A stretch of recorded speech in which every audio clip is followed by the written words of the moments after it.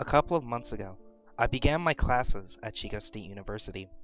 As I was preparing for my freshman year, I was able to find everything that I needed, except for a laptop. I'm not exactly very good at letting a dollar go for something, especially when I could get that something for less. I scoured the internet for good deals on laptops, finding none that suit my frugal habits. Classes were only 2 weeks away, and I was becoming desperate for a computer. Several days later, I saw an ad in the newspaper for a laptop that was being sold for only $600, and not too far from where I live. It was a very nice Dell laptop, too, seeming odd that it was being sold for almost $1,000 less than store price. I drove to the seller's address the following day.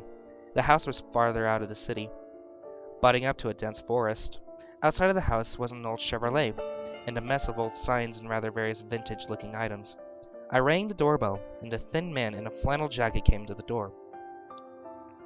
When I asked about the laptop, he almost looked relieved, and he told me he was ready to sell it immediately. Luckily, I came with cash in hand, and after proof of good condition, I went home with a new computer. Excited to have my first self-bought laptop, I paired it up and began uploading my own programs and applications onto it.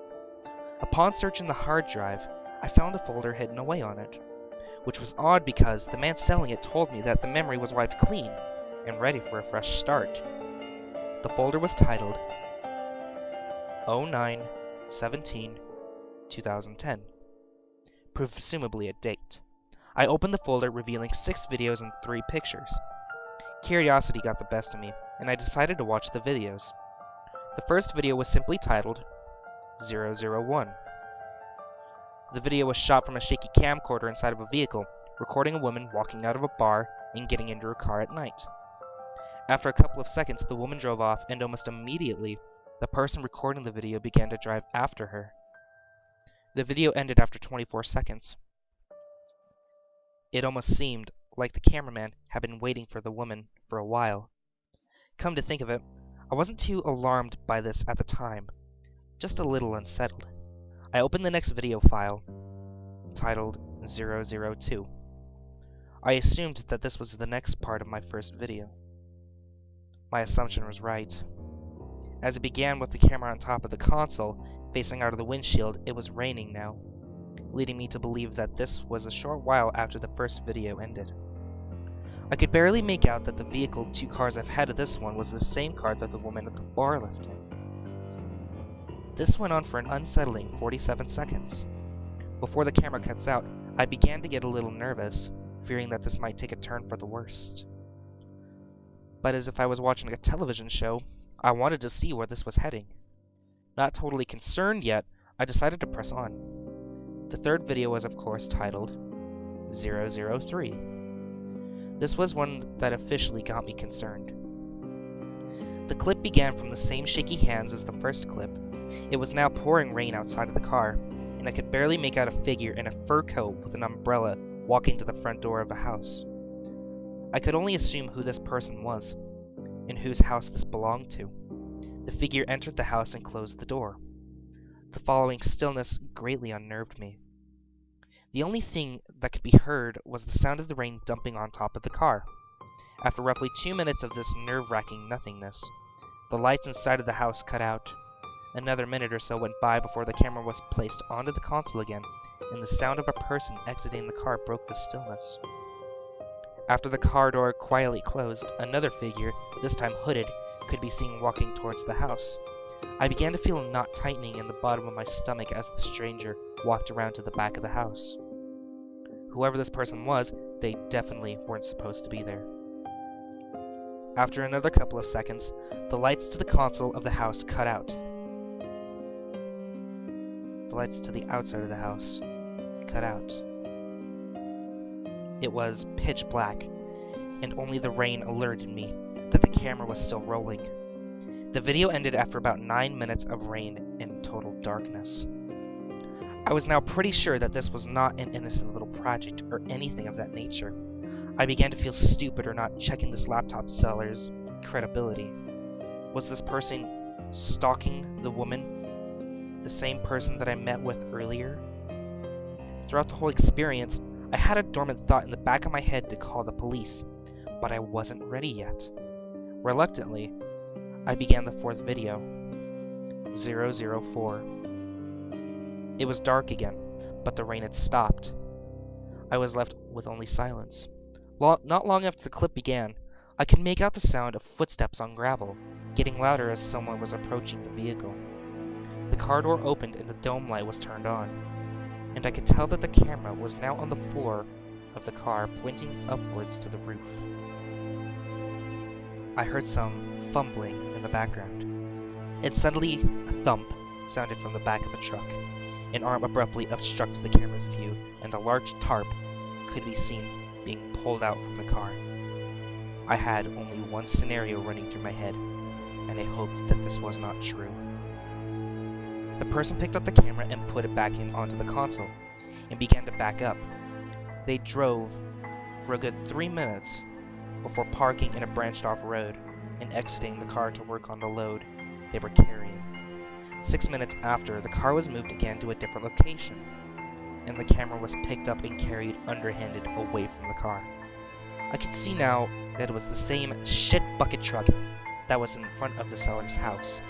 I was about ready to call the cops on this creep when the camera turned towards the house. It was a completely different house than the one I visited. I was a little relieved by this, though it didn't prove anything. As the fourth video came to an end, I was wondering whether or not I was prepared to see what came next. I could only hope that this was a prank, or at least a happy ending. 005 began inside the house. It was extremely dark, and the only thing I could make out was a figure that would occasionally walk in front of the camera. It was also quiet for the first few moments, minus the occasional barking of a dog outside. Eventually, a small sound started to appear. The small sound soon escalated to a loud, muffled scream. Shaking and struggling sounds became more apparent as time went on, as well as crying. A light abruptly came on, and the camera was lifted and panned to the center of the room, revealing a beaten and bloody woman tied to her chair. From what I can make out, this was, in fact, the woman from the bar. The camera zoomed in on her face for what seemed like an eternity before stopping. I couldn't believe that this was happening. The original hope that this was a movie or something like that had long since diminished. With only one video remaining, I was beginning to fear for my own safety. I locked my door, closed my blinds, and pushed onward. I began 006 with a small hope that this woman was still alive, and that I could have her saved. The final installment of this horror show began in a bathroom setting. The camera was placed on the counter facing a mirror in which I could see a door. The only sound I could make was a familiar sound that destroyed my hopes. Power tools. I sat in front of the screen for what felt like hours before the sound stopped.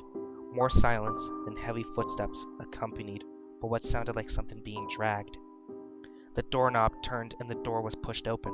Out of the darkness of the rest of the house appeared a middle-aged woman dressed in what could only be described as lab attire, sporting a respirator and a pair of long rubber gloves. In the reflection, the woman struggled to drag something to the bathtub. As she hoisted it into the tub, I could see that it was a large, black garbage bag.